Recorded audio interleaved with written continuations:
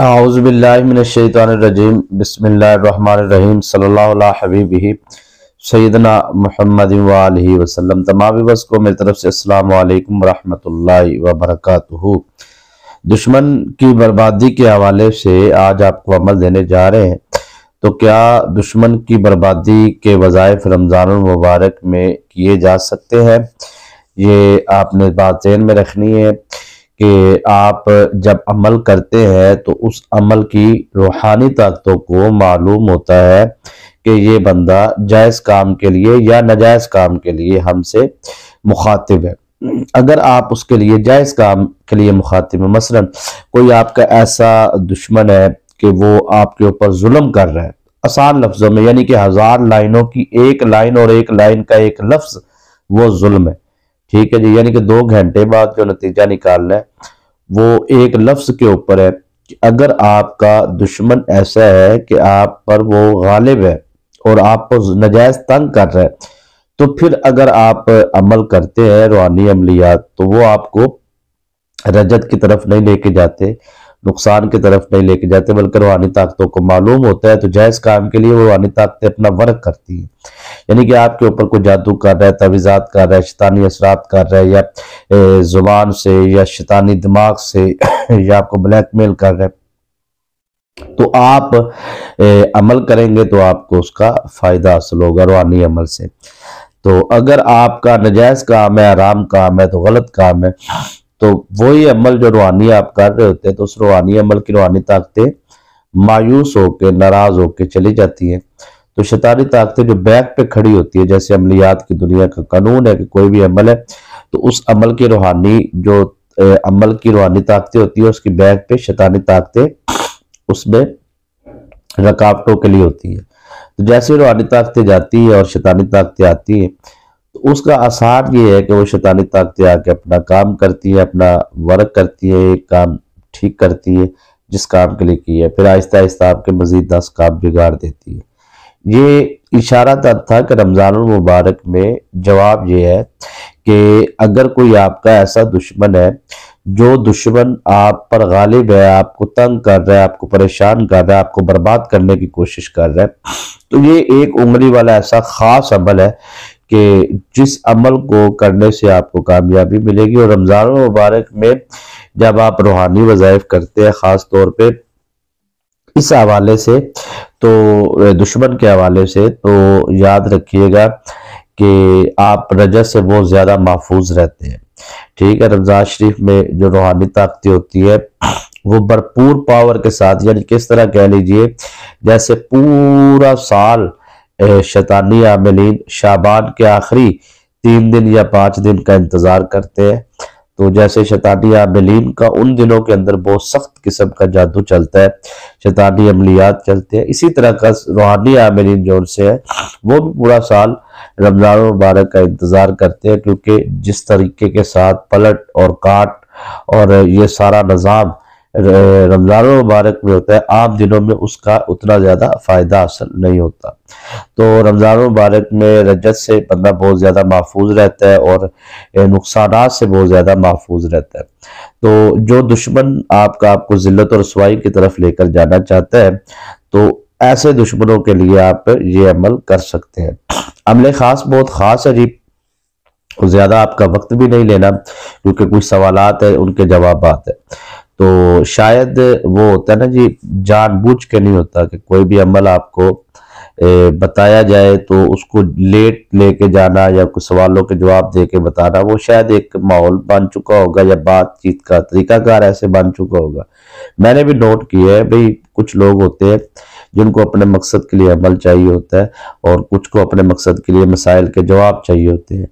तो मैं कोशिश तो यही करता हूँ कि आप लोगों को ये बात समझाने में कामयाब हो जाऊं कि पूरी वीडियो आप लोगों के लिए होती है। तो अगर आप अपने तमाम सवालात के जवाबात, अगर आपने सवाल नहीं भी है, तो अगर आप वीडियो पूरी देख लेते तो आपको बहुत सारी रहनुमाई हासिल हो सकती है। तो कोशिश किया करें कि आप वीडियो को मुकम्मल ना देखा करें, बल्कि मुकम्मल देखा करें। उससे फ़ायदा ये होगा कि आपके ज़हनों में जो सवाल है, उनके जवाबात जो दिए जाते हैं, उनका भी आपको मालूमात हासिल हो जाए और आपका जो मसला है तरीकाकार है वज़ाइफ करने का, वो भी आपको पूरा हासिल हो जाए। तो पूरी वीडियो देखने वाले को रूहानी इजाज़त है, और दिल से इजाज़त रूहानी उस बंदे को है जो वीडियो को लाइक करे, क्योंकि लाइक करने से ये होता है कि हौसला अफजाई होती है, तो ये हौसला अफजाई करना आपका हक बनता है। तो अमले खास को समझिए जी, फिर उसके बाद आपको सवालों के जवाब देते हैं। ठीक है ना जी। अब तरीकाकार थोड़ा सा चेंज कर लेते हैं कि पहले आपको जो अमल है वो अमल आपको बता देते हैं, उसके बाद रज्जत के बारे में या सार के बारे में या फिर बंदिश के बारे में या फिर रुकावट के बारे में, काट और पलट के हवाले से, रिज़्क के हवाले से, हाफ़ज़े के हवाले से, जादू के हवाले से, जो आपके चंद सवाल हैं वो भी मुख्तसर करके उनके जवाब दे देते हैं। ये सारे अमले खास जो मैं आपको बताने जा रहा हूँ, ये या काबेजू का अमल है, यानी कि आसान लफ्ज़ों में ये कह लीजिए कि इस अमले खैर को, इस अमले ख़ास को कब्ज़ा करने के लिए किया जाता है। यानी कि इसके अमल के जो मुवक्कलात है ना, वो आपके जाकर दुश्मन की सोच पर काबिज हो जाएंगे, उसके वर्क पर काबिज हो जाएंगे, उसके काम पर काबिज हो जाएंगे। ठीक है जी। यानी कि वो जो आपके खिलाफ काम कर रहा है या फिर वो आपके खिलाफ वर्क कर रहा है या आपके खिलाफ कोई भी मामलात मुज़ाहमत कर रहा है, दिमागी तौर पे शैतानी जो उनसे ख्यालात, शैतानी जो दिमाग में प्लानिंग होती है दुश्मन के खिलाफ वो करता है, तो इस अमल के मुवक्कलात जाके उसकी हर चीज पर उसको रोकते हैं। ठीक है जी। तो अगर वो जादू है या तावीज़ात या शैतानी असरात के हवाले से है दुश्मन, तो ये जो एक लफ्ज है ना या काबिज़, इसके जो 4 सरदार मुवक्कलात है उनमें इतनी पावर है कि वो हर किस्म के जादू के शैतानी मुवक्कलात को वापस उनकी तरफ छोड़ के आ सकते हैं, आपकी हिफाजत कर सकते हैं, और अगला जो आपका दुश्मन है उसके दिलो दिमाग पर काबिज हो सकते हैं। मसलन बहुत सारी ख़वातीन है, वो कहती है जी कि शोहर ज़बान दराज है, या वो कहती है कि मेरे शोहर के दिलो दिमाग में कोई और ख़ातून बस चुकी है, या वो कहती है कि मेरी जो घर में सास है, ससुर है या कोई और करीबी रिश्ता है, तो वो मेरे ऊपर जुल्म करते हैं या मेरे ऊपर जुबान दराजी करते हैं। इसी तरह वो कहते हैं कि बहू हमें इस तरीके से मिली है, बदतमीज़ है, बदजुबान है, बदलिहाज है, या शोहर है। तो मतलब इस हवाले से भी आप इस लफ्ज़ को इस्तेमाल करके सामने वाले की खामोशी करवाने के लिए, चुप करवाने के लिए आप ये अमल कर सकते हैं। लेकिन आपने तरीकाकार समझना है, तो उस तरीके से अगर आप करेंगे तो आपको किसी किस्म का न रज्जत होगी, ना नुकसान होगा, ना परेशानी का सामना करना पड़ेगा। ये या काबेजू ये एक लफ्ज है, इसमें पावर और ताकत इतनी है कि आप सोच नहीं सकते कि आपका जो सामने वाला दुश्मन होगा वो चंद सेकंड में, यानी कि कुछ अमलियात होते हैं ना जिनका चिल्ला करना पड़ता है या जिनका बहुत बड़ा यानी कि होता है 41 दिन 90 दिन पढ़ाई करनी पड़ती है, फिर उसके बाद उसकी ताकत और परवाज मिलती है। ये या काबिज़ ऐसी पढ़ाई है कि जैसे ही आप इसकी एक मखसूस तादाद को मुकम्मल करते हैं और मखसूस दिनों को मुकम्मल करते हैं, यानी कि ये 3 दिन आप अगर इसकी पढ़ाई मुकम्मल कर लेते हैं, उसके बाद आप मसलन आप ऑफिस में जाते हैं, तो आपका सामने वाला जो बॉस है, आपका जो मालिक है, आपका जो फैक्ट्री का, कारखाने का, या आपका अफसर है कोई, आपसे सीनियर है कोई, तो वो आपसे बदतमीजी करता है और आपको लगता है कि यार ये बंदा बदतमीजी करेगा मेरे साथ, तो आपने अचानक उसके सामने जाना है को फाइल लेके काम के सिलसिले में, तो आप ये पढ़ना शुरू कर दें। ठीक है, पहले लेकिन आपने कोशिश करें कि इसको आपने मुकम्मल कर लेना इस पढ़ाई को। तो आपने सिर्फ इसको पढ़ते रहना, या काबिज़ू या काबिज़ू या काबिज़ू। ठीक है, वो आपने इंटर होते उससे दम कर देना। जैसे ही आप उसे दम करेंगे ना, तो आपने 7 दफा पढ़ा, 3 दफा पढ़ा, 11 दफा पढ़ा, कोई मसला नहीं। अब होगा ये कि उसका जोन सा है वो कंट्रोल होना शुरू हो जाएगा। आपको लगता है कि यार 100 में से ना 20% कंट्रोल हो गया, 80% अभी नहीं हुआ, तो फिर आप वहीं पे खड़े होकर वो बात कर रहे हैं, आप दिल में पढ़ते रहो पढ़ते रहो पढ़ते रहो। फिर आप जब 7 दफा पढ़ लो, फिर 3 दफा पढ़ लो, 7 दफा पढ़ लो, गिनती करने की जरूरत नहीं है। थोड़ी देर पढ़ने के बाद फिर दम करें, फिर इस तरीके से उसे खड़े खड़े वहां पे 2-3 दम करेंगे, तो वो आहिस्ता आहिस्ता उसका टेम्परेचर नीचे आ जाएगा, उसके गुस्से का लेवल नीचे आ जाएगा। ठीक है ना जी। तो इस तरीके से आप ये दुश्मन के हवाले से, या काबिजू के तावीज़ात भी होते हैं तो, और वज़ाइफ भी होते हैं। अब क्या नाम है, आपको वजीफा देने जा रहे हैं तो आप समझिएगा, या काबिजू ये आपने इशा की नमाज के बाद, वैसे तो आपको मैंने पहले बता दिया कि आप इसको किसी भी वक्त किसी भी टाइम कसरत के साथ पढ़ सकते हैं, जब तक अगला बंदा बिल्कुल जिसको आप खामोश करवाना चाहते हैं वो खामोश हो ना जाए, तब तक आप इसको पढ़ सकते हैं। ठीक है ना जी।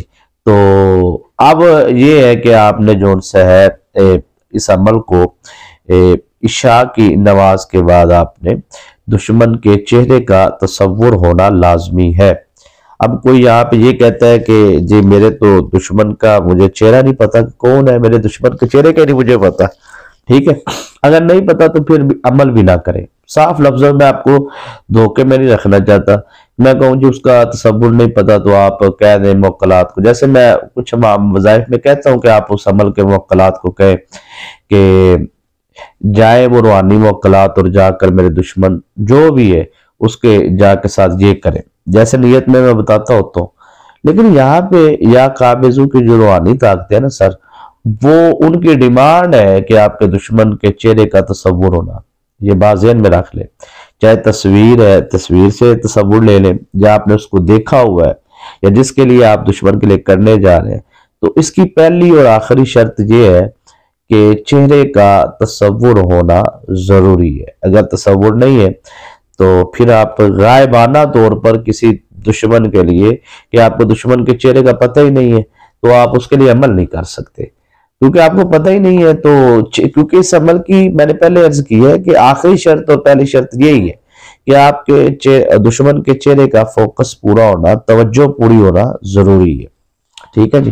तो वक्त काफी हो रहा है जी, मैं इसलिए कोशिश करूंगा सवालों के जवाब तो ना दूं, एक दो सवालों के जवाब दे देता हूं, लेकिन पहले या काबिजू का अमल समझ लें। अच्छा, ईशा की नमाज के बाद आपने इस अमल को करना है। अगर तो कोई ऐसा है कि करने वाला, इस अमल को करने वाला मर्द है या खातून है, क्योंकि खवातीन भी इस अमल को कर सकती है, मर्द भी कर सकते हैं। ठीक है जी। तो ऐसा ना हो कि बच्चे स्टूडेंट करना शुरू कर दे, टीचर का ये है कि वो मारती बहुत ज्यादा है, टीचर मारता बहुत है, तो उसको खामोश करवाने के लिए तो कर तो सकते हैं इस काम के लिए बच्चे, लेकिन ये है कि अगर आप टीचर के लिए करेंगे तो फिर वो आपको कोशिश करे कि ना ही करें। चले जी, अब क्योंकि ये एक अलग मौजू है तो उस पर बात चल पड़ी तो फिर टाइम ज्यादा आगे निकल जाएगा।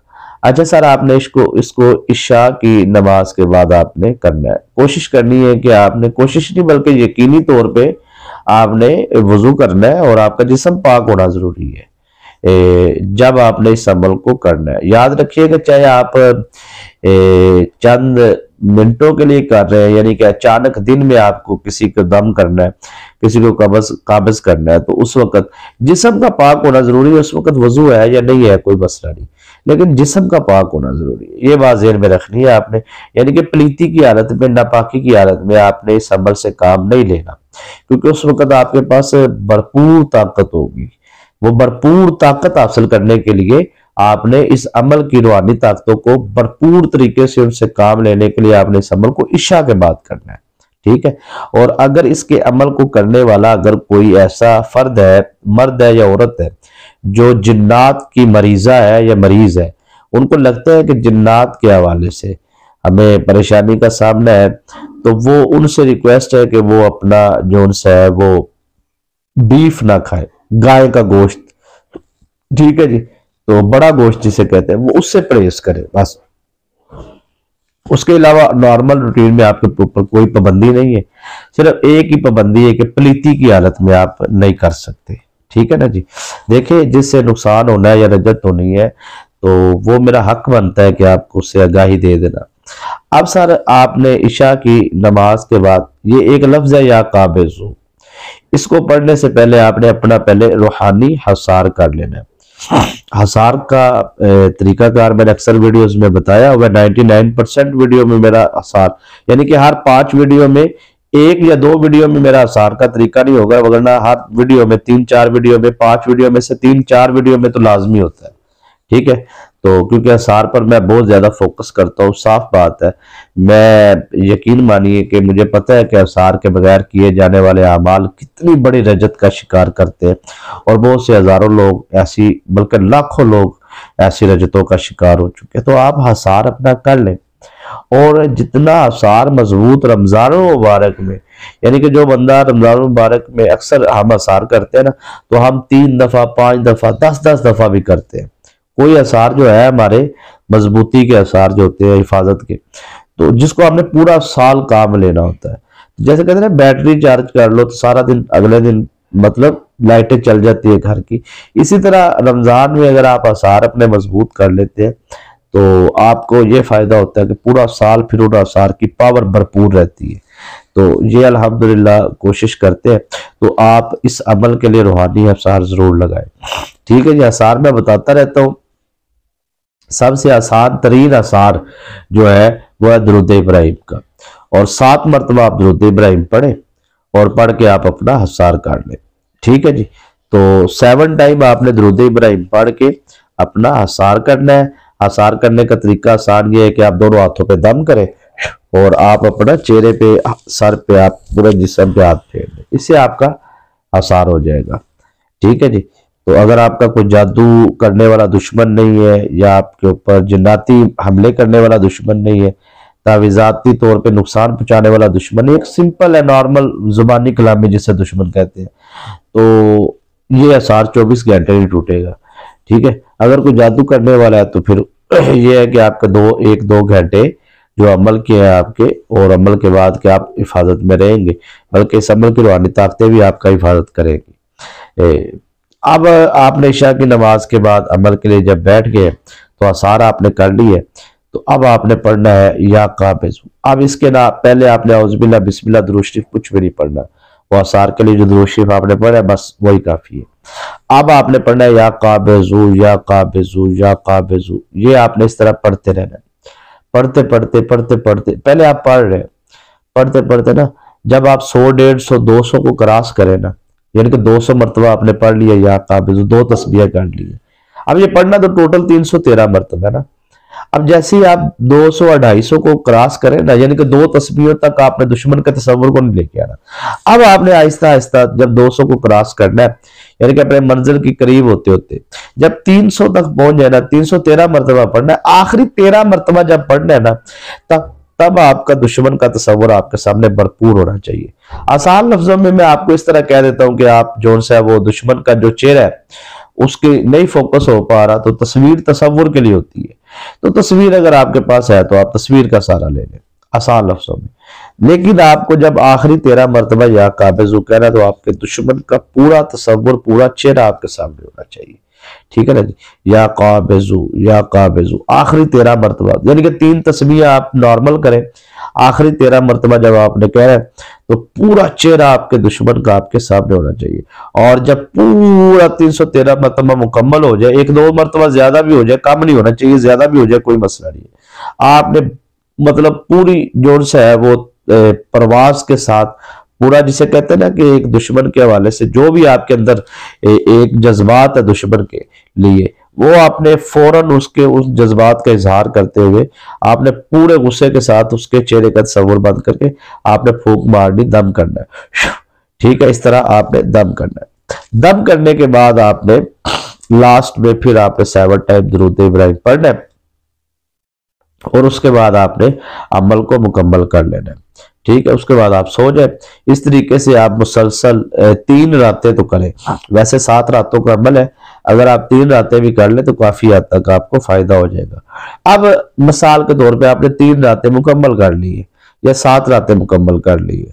ठीक है, इसका फायदा ये होगा कि 3 रातें मुकम्मल करने के बाद 3 रातें आपने पढ़ा है, इसमें अगर आपने टाइमिंग का ख्याल रखा है ना, चाहे 3 दिन पढ़े या 7 दिन, एक ही टाइम पे पढ़ा है, यानी कि रात को आपने 9:10 पे शुरू किया था अमल, और अगले दिन भी 9:10 पे बैठे, और तीसरे दिन भी, अगर ये आप टाइमिंग का ख्याल रख लेते हैं तो इसका फायदा ये होगा कि जब आप 3 दिन अमल को मुकम्मल कर लेंगे तो फिर आप जब भी जिस वक्त भी ये अमल आप चाहे किसी भी टाइम करें, ताकि जवाल के वक्त भी आपका दुश्मन का सामना होता है तो उस जवाल के वक्त में भी आप इसको करेंगे तो आपको इसकी पावर वैसे ही मिलेगी जैसे आम रूटीन में। तो आहिस्ता आहिस्ता आपका दुश्मन जीरो होना शुरू हो जाएगा। तो इससे आपको दुश्मन के हवाले से इस अमल की जो मौक्कलाती ताकत है, उस ताकतों से आपको जो है दुश्मन की हर किस्म की खामोशी करवाने के लिए आपको ये अमल बहुत फायदेमंद साबित करेगा। सवालात के जवाबात की तरफ नहीं जाते जी, क्योंकि वक्त काफी हो गया। तो दुआओं में याद रखिए, वीडियो को जिसने लाइक किया उसको इस अमल की रूहानी इजाजत है, और जिसने पूरा मुकम्मल देखा है तो इसलिए कि ताकि पूरी बात समझ में आए। दुआ में याद रखिए, इजाजत दीजिए।